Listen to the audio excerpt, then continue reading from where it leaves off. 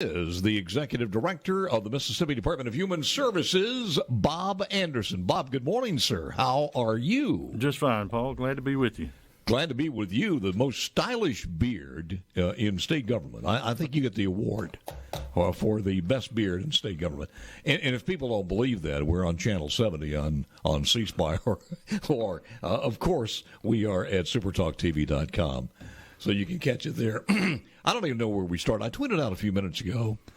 Excuse me. I don't have a cough button here. I tweeted out a few moments ago. If you've got a neighbor or relative who is hurting, especially during this Christmas season, man, just listen to us and take some hints, because maybe one of the greatest gifts you could give, Bob, is just to connect them with the services. And there are vast services available from the Department of Human Services. Would you not agree? Yes, sir. Especially for folks who are elderly, Paul, I would encourage family members and neighbors to check in on them this time of the year, especially if they're living alone. They get a little lonely. And we have a service called the Adult Protective Service that regularly is checking in on allegations of neglect or abuse, and just making sure that those folks in their golden years are being cared for or being protected. I look at the different categories. The Division of Aging and Adult Services has a mission to assist aging and vulnerable adults, their families, caregivers in achieving healthy, safe, independent lifestyles through advocacy, protection, education, stewardship of public resources. And it's one of those things that we've been talking about this week on looking at some of the stats in Mississippi, like infant mortality. We have the agencies out there. We have the service. We have the committed people who are working there. We have the structure, but we need those people to come in and ask for it. It's hard for us to go out and find them.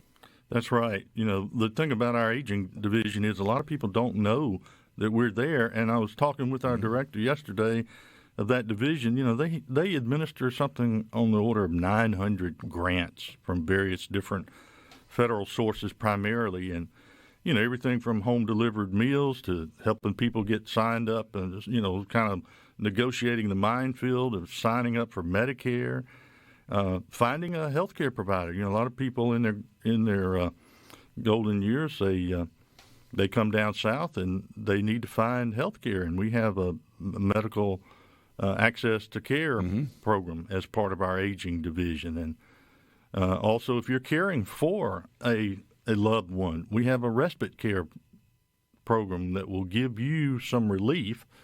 Up to $600 a year, you can get a couple of days off from being a full-time care for one of your family members. And I know what that looks like. I have a 91-year-old mother-in-law living in my home these days, and a day of relief is a good thing, and it's there's no income threshold for that. All you have to do is come and ask us for it, and let us get you on the program.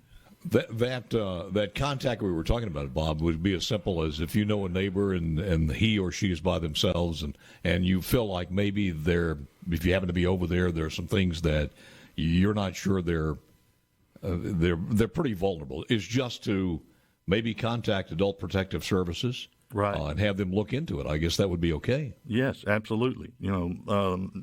Lots of our reports are unsubstantiated. It's just they haven't seen an older person in a few days, and sometimes people do have falls. Things happen, and it's just we have a program on the coast that just makes regular morning visits. They take morning coffee to the seniors in Jackson County just so they have a visit with somebody each day, and somebody knows that they're okay.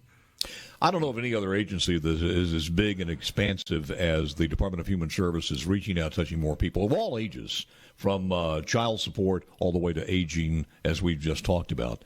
Do you have a total number of people in the state that you guys touch every single year? Oh gosh, it depends on the program. If you look at our SNAP program, it's about 350,000 people. If you look at our child support program, it's 320,000 children involved in that. We have about 30,000 children that we supply child care subsidies to.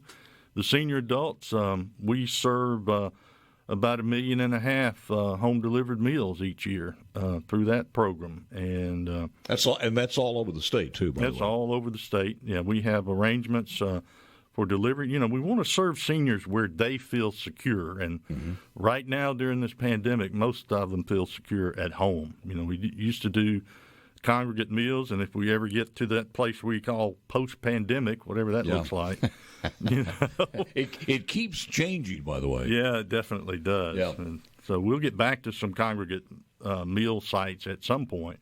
Yeah. But right now we're taking those to their homes. I want to ask you, just as Chris Howard yesterday from the Department of Rehab, what do you look like as far as manpower, woman power over there, and are you guys also needing people to maybe give them a call and see if from counselors to staff? Absolutely, we run about 1,600 people any given week, but just about every division is looking for folks. We're looking for folks in our child care program. Financial, not just child care providers, but financial folks. We're looking for investigators. We look for monitors in our monitoring program, you know, accounting, auditor type folks. Our economic assistance division seems like our eligibility workforce is just kind of a continuous, revolving door, trying to keep that part of our workforce full. And so, yeah, we're always looking for folks all across the agency. Whatever your interest may be, reach out to us. I think when we talked about it, we said this earlier, a lot of the baby boomers who were past retirement but kept working, maybe during the pandemic, and that probably is going to be more true than in public service like some of these health agencies and government agencies than it was in other industries, because they had worked for a long time in places like Rehab or Mississippi Department of Human Services. Some of those may have decided to retire and not come back after the pandemic, but it's another one of those reasons that we're short and we need people desperately. Oh, yeah, and we have some real interesting stories. We had a lady earlier this year who retired from Oakley, our youth development center. Yeah. She had worked 28 years after she retired from teaching. Jeez. She was 88 years old when Come she on. retired. Yeah. The wisdom in that lady. Oh, yeah. Can't be replaced.